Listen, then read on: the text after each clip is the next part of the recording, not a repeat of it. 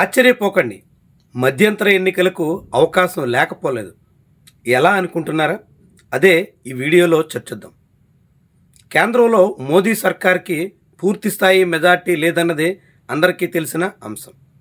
కేవలం బీజేపీకి 240 స్థానాలు వస్తే తెలుగుదేశం, జేడీయూ లాంటి పార్టీల మద్దతుతో ఎన్డీఏ ఈ ప్రభుత్వాన్ని నడుపుతోంది. అయితే ఇప్పుడు హఠాత్తుగా దేశంలో మారుతున్న రాజకీయ పరిస్థితుల నేపథ్యంలో మోదీ మీద తీవ్రమైన వ్యతిరేకత కనిపిస్తోంది. మోదీ సర్కార్ విషయంలో అనేక పార్టీల్లో కూడా పునరాలోచన మొదలైంది. భోగాపురం ఎయిర్పోర్ట్ ప్రారంభ సభలో మోదీకి ఎంతగా తెలుగుదేశం పార్టీ అధినేత భజన చేసినప్పటికీ అంతర్గతంగా అనేక ప్రత్యామ్నాయాలను ఆలోచిస్తారన్నది కాదనలేని వాస్తవం. ఇప్పటికే చంద్రబాబు నాయుడు విశాఖపట్నంలోనే ఒక సమావేశం నిర్వహించి అనిల్ అంబానీతో మోదీకి వ్యతిరేకంగా స్కెచ్ చేశారు అనే ప్రచారం సాగింది. ఆ స్కెచ్లో అప్పటి భారత ఉపరాష్ట్రపతి భాగస్వామి కావడంతోనే హఠాత్తుగా ఆయన్ని బాధ్యతల నుంచి తప్పించడం, అనిల్ అంబానీ మీద కేసు పెట్టడం, ఇలాంటివన్నీ జరిగినట్టు దేశవ్యాప్తంగా చాలా పెద్ద స్థాయిలో చర్చ జరిగింది. దానికి ఇటీవల రిపబ్లిక్ టీవీ కాంక్లేవ్లో నారా లోకేష్ సమాధానం కూడా చెప్పుకోవాల్సిన పరిస్థితి వచ్చింది. ఇప్పటికే మోదీ బలంగా ఉన్న దశలోనే చంద్రబాబు నాయుడు లాంటి వాళ్ళు అలాంటి ప్రయత్నాలు చేస్తే ఇప్పుడు దేశంలో మోదీ బలహీనపడుతున్న సంకేతాల తరుణంలో ఇక ఎలాంటి స్కెచ్ చేస్తారో ఎవరైనా ఊహించవచ్చు. చంద్రబాబు నాయుడు లాంటి మిత్రపక్ష నేతలే కాదు, బీజేపీలోనే అనేక మంది ఇప్పుడు మోదీ తీరుతో తీవ్రంగా కలత చెందుతున్నారు, అసహనంగా ఉన్నారు, అసంతృప్తి వ్యక్తం చేస్తున్నారు. అవకాశం వచ్చినప్పుడు అందుకు తగ్గట్టుగా వ్యవహరించాలనే దిశలో అడుగులేస్తున్నారు. ఇటీవల జన్జీ ఉద్యమం సందర్భంగా మురళీ మనోహర్ జోషి లాంటి బీజేపీ సీనియర్ నేతలు, నేరుగా ఆర్ఎస్ఎస్ చీఫ్ మోహన్ భగవత్ లాంటి వాళ్ళ మాటలు చూస్తే బీజేపీలో మోదీ, షా వాళ్ళిద్దరి తీరుతో ఎంత అసహనం రాజుకుందో ఎవరికైనా అర్థమవుతుంది. అలాంటి వాళ్ళంతా అంతర్గతంగా మోదీ, షాలకు ఖచ్చితంగా బుద్ధి చెప్పాలనేటువంటి దిశలో ఆలోచిస్తున్నప్పుడు ఏ చిన్న అవకాశం వచ్చినా వదులుకునే ఛాన్స్ అయితే లేదు. చంద్రబాబు లాంటి బయట నుంచి మద్దతిస్తున్న పార్టీలు, లోపల అంతర్గతంగా బీజేపీలో మోదీ, షా వ్యతిరేక వర్గం, వీళ్ళంతా కట్టకట్టుకుని ఏకకాలంలో మోదీ మీద దాడి చేసే ప్రయత్నం చేస్తే అది ప్రధానమంత్రిని అత్యంత ఉక్కిరిబిక్కిరి చేసే అంశంగా మారుతుందనడం నిస్సందేహం. ఎంతకంటే ఇప్పటికే నరేంద్ర మోదీ ఈ పార్లమెంట్ సమావేశాలకి తన ఆయుధాలన్నిటినీ సిద్ధం చేసుకుని రంగంలోకి దిగారు. ఆయన ఆయుధాలంటే అందరికీ తెలుసు కదా, ఇతర పక్షాలని, ముఖ్యంగా తనకు వ్యతిరేకంగా ఉన్న పక్షాలని చేల్చడానికి వీలున్న అన్ని మార్గాల్ని అన్వేషించడం మోదీ ప్రత్యేకత. తాను బలంగా ఉండడం కోసం ఎదుటి పక్షాలన్నింటినీ ఎలా వీలైతే అలా బలహీనపరిచే ప్రయత్నంలో ఆయన సిద్ధహస్తుడు. ఇప్పటి వరకు అది బాగా వర్కౌట్ అయ్యింది. అందుకు తగ్గట్టుగానే ఈ పార్లమెంట్ సమావేశాల్లో విపక్షాల మీద ఎదురుదాడి చేసే దిశలో భారీ అస్త్రాలను ఆయన సిద్ధం చేసుకుని తృణమూల్ కాంగ్రెస్ని చీల్చేశారు. 2 ముక్కలుగా ఆ పార్టీ మారిపోయింది. ఉద్ధవ్ ఠాక్రే నేతృత్వంలోని శివసేనను బలహీనపరిచారు. ఎన్సీపీని కూడా తన వైపు మళ్లించుకునే ప్రయత్నం చేశారు. అన్నిటికీ మించి డిఎంకేని, కాంగ్రెస్కు దూరమైన ఆ పార్టీని తనకు మద్దతుగా మారే దిశలో రంగం సిద్ధం చేసేసుకున్నారు. అంతా ఊహించినట్టే జరిగితే ఇక అనేటోళ్ళు ఎవరు అనే చందాన ఆయన అనుకున్నట్టే జరిగితే ఇక కాలానికి విలువే ఉంది. ఇప్పుడు మోదీ ఊహించిన దానికి పూర్తి భిన్నమైన పరిస్థితి దాపురిచ్చింది.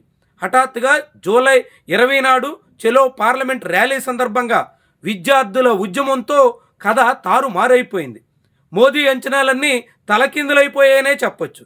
దాంతో ఈ పార్లమెంట్ సమావేశాల్లో డీలిమిటేషన్ బిల్లు, దాంతోపాటుగా మహిళా రిజర్వేషన్ల పేరుతో తాను అనుకున్నట్టుగా దేశ రాజకీయ వ్యవస్థనే సమూలంగా మార్చేసేయాలనేటువంటి ప్రక్రియకి బ్రేకులు పడుతున్నట్టుగా కథనాలు మొదలయ్యాయి. అదే జరిగితే మోదీ మీద చాలా తీవ్ర స్థాయిలో ఒత్తిడి పెరగడం అనివార్యం. మోదీ నిజంగానే ఈ బిల్లును పెట్టడానికి సిద్ధమయ్యి చివరి నిమిషంలో ఈ పార్లమెంట్ సెషన్స్లో ఆ బిల్లు పెట్టలేక వెనకడుగు వేస్తే అది ఖచ్చితంగా మోదీ, షాల ప్రతిష్టకే భంగం కలిగించే అంశమవుతుంది. ఖచ్చితంగా బిల్లు పెడతారని, ఆమోదం పొందుతుందని మోదీ వర్గం బలంగా భావించింది. కానీ ఇప్పుడు మారిన రాజకీయ పరిస్థితుల్లో ఇంటా బయట పెరుగుతున్నటువంటి ఒత్తిళ్లతో అలాంటి ప్రయత్నం చేస్తే, మళ్ళీ చేతులు కాలితే పూర్తిగా అవమానం పాలు కావాల్సి వస్తుంది, ప్రభుత్వం అబాసు పాలవుతుంది, అధికారం కూడా కోల్పోయే దిశలో మారినా ఆశ్చర్యపడాల్సిన పని లేదు అని మోదీ షా భావిస్తున్నట్టుగా కనిపిస్తోంది. దాంతో ఆ బిల్లు పెట్టే విషయంలో పునరాలోచనకు వచ్చారు. దాంతో రాజ్యాంగ సవరణకు అవసరమైనటువంటి 2/3 మెజార్టీ పూర్తిగా దక్కే దిశలో పరిస్థితి లేనందున పునరాలోచనలోకి వచ్చేశారు. అలాంటి తరుణంలో ఆ బిల్లు పెట్టలేకపోతే మాత్రం చాలా తీవ్రమైనటువంటి ఒడిదుడుకులు మోదీ సర్కారు ఎదుర్కోవాల్సి వస్తుంది. పార్లమెంట్ సెషన్స్ ముగిసిన తర్వాత ఇప్పటికే దూకుడుగా ఉన్న విపక్షం మరింత తీవ్ర స్థాయిలో ప్రభుత్వం మీద వివిధ రూపాల్లో ఒత్తిడి తీసుకొచ్చే అవకాశం ఉంటుంది. ప్రధానంగా ఉత్తరప్రదేశ్లో వచ్చే ఏడాది ఆరంభంలో అసెంబ్లీ ఎన్నికలు జరగబోతున్నాయి. ఇప్పుడున్న రాజకీయ పరిశీలకుల అంచనా ప్రకారంగా ఆఖరికి రైట్ వింగ్ సంస్థల లెక్కల ప్రకారంగా చూసిన ఈసారి యూపీలో బీజేపీ ప్రభుత్వానికి భంగపాటు తప్పదు అనే మాట అయితే వినిపిస్తోంది. ఇది బీజేపీ నేతలకు కూడా బాగా తెలిసిన సత్యం. అందుకే యూపీ ఎన్నికలు వాయిదా వేయించేలా డీలిమిటేషన్ అంశాన్ని తెర మీదకు తీసుకొచ్చి కొంతకాలం ఆ ఎన్నికల్ని పోస్ట్పోన్ చేయించాలి అని భావించారు. కానీ తీరా ఇప్పుడు డీలిమిటేషన్ బిల్లు ఆమోదం పొందే అవకాశం లేకపోవడంతో డిఎంకే లాంటి పార్టీలు హ్యాండ్ ఇచ్చే దిశలో విద్యార్థి ఉద్యమం ఒత్తిడి కారణంగా వెనక్కి మళ్ళుతున్న నేపథ్యంలో మోదీ సర్కారు అడుగేయలేనటువంటి పరిస్థితి అయితే దాపురించింది. ఈ తరుణంలో ఉత్తరప్రదేశ్ ఎన్నికలకు గనక వెళ్లాల్సి వస్తే బీజేపీ సర్కారు తీవ్రంగా ఇక్కట్లు పాలు కావడం తప్పనిసరి వ్యవహారం. ఇప్పటికే వారణాసి లాంటి చోట్ల స్వయంగా యోగి నిర్వహించిన సభలో ఖాళీ కుర్చీలు తప్ప చాలామంది జనాలు ముఖం చాటేసి ప్రభుత్వం మీద తీవ్రమైనటువంటి అసంతృప్తిని వ్యక్తం చేసిన అనుభవాలు బయటకు వచ్చాయి. అన్నింటికీ మించి చందా చోర్ వ్యవహారం బీజేపీని తీవ్రంగా కలిసివేసే దిశలో నెడుతోంది.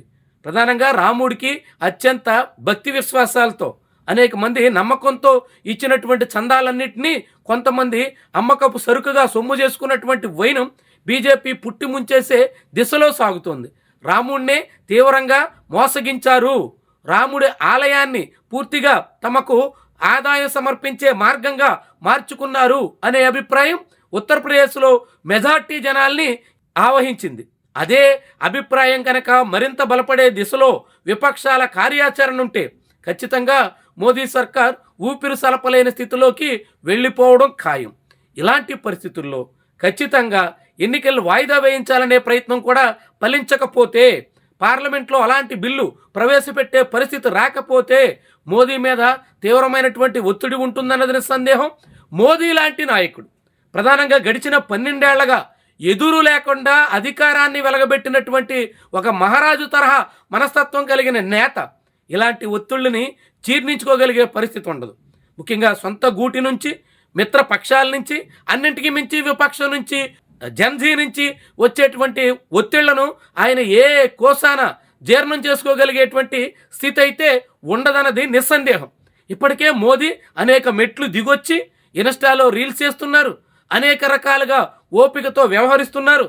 పార్లమెంట్లో తనను విపక్షం నేరుగా నిలదీస్తున్నా మౌనంగా సాగిపోతున్నారు. ఇలా అనేక రకాలుగా సమాధానం చెప్పలేక సైలెంట్గా నడిచిపోతున్నటువంటి మోదీకి యూపీ ఎన్నికలే చాలా తీవ్రమైనటువంటి కఠిన పరీక్షగా మారే దశ వస్తే మాత్రం ఆయన అనివార్యంగా అవసరమైతే ప్రభుత్వాన్ని రద్దు చేసుకుని యూపీ ఎన్నికల్ని కొంతకాలం పొడిగించి 2 ఎన్నికలు అంటే పార్లమెంట్, యూపీ అసెంబ్లీ ఎన్నికలు కలిపి నిర్వహించే పరిస్థితికైనా సిద్ధపడవచ్చు అనే మాట అయితే చాలామంది నుంచి వినిపిస్తోంది. ముఖ్యంగా ఢిల్లీ వర్గాల్లో తాజాగా మొదలైనటువంటి చర్చను బట్టి చూస్తే యూపీ ఎన్నికల్లో యూపీకి ఒంటరిగా అసెంబ్లీ ఎన్నికలు మాత్రమే నిర్వహిస్తే అది తీవ్రమైనటువంటి నష్టాన్ని తెస్తుందని, బీజేపీ అధికారం కోల్పోవడం అనివార్యమని, బీజేపీ అధికారం కోల్పోతే కేంద్ర ప్రభుత్వం మీద కూడా ఒత్తిడి పెరిగి అనేక మంది తిరుగుబాటు చేసే పరిస్థితి రావచ్చని చాలామందే భావిస్తున్నారు.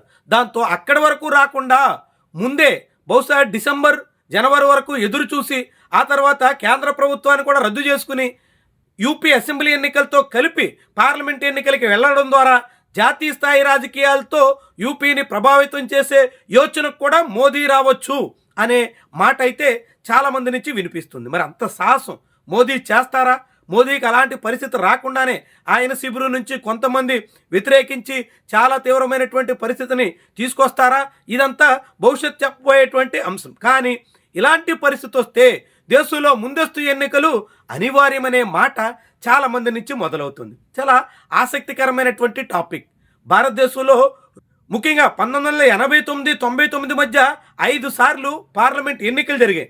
1989లో జరిగితే 91లో మళ్ళీ ఎన్నికలు జరగాల్సి వచ్చింది. 91లో పివి నరసింహారావు 5 ఏళ్ల పాటు ప్రభుత్వాన్ని నెట్టుకొస్తే 96లో, 98లో, 99లో వరుసగా 10 ఏళ్ల వ్యవధిలో 5 సార్లు ఎన్నికలంటే ఈ దేశంలో ఎలాంటి రాజకీయ అస్థిరత్వ రాజ్యమేలిందో అందరికీ తెలుసు. అలాంటి పరిస్థితుల్లో ఇప్పుడు మళ్ళీ 2024లో ఎన్నికలు జరిగిన తర్వాత సాధారణ ఎన్నికల గడువు ముగిసి 3 ఏళ్లు కాకముందే మళ్ళీ ముందస్తు ఎన్నికలు అనివార్యమా అనే చర్చ రావడమే ఆసక్తికరం. అలాంటి దిశలో జాతీయ స్థాయి రాజకీయ పరిణామాలు ఉన్నాయనేటువంటి అంచనాలు కూడా ఇప్పుడు చాలామంది నోట నుంచి రావడం విశేషంగా చూడాల్సి ఉంటుంది.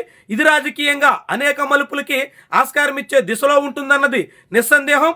యూపీ ఎన్నికల కోసం మొత్తం దేశవ్యాప్తంగా సాధారణ ఎన్నికలకు సిద్ధమవుతారా, కాకుంటే యూపీ ఎన్నికల్ని పూర్తిగా అసెంబ్లీకే పరిమితం చేసి ఆ తర్వాత మారే రాజకీయ పరిస్థితుల్లో అర్ధాంతరంగా రాజీనామా వరకు మోదీ వెళ్లాల్సి వస్తుందా? ఏదైనా యూపీ ఎన్నికల ద్వారా బీజేపీ భవితవ్యం నిర్దేశించబోతున్నారన్నది నిస్సందేహంగా చెప్పాల్సి ఉంటుంది.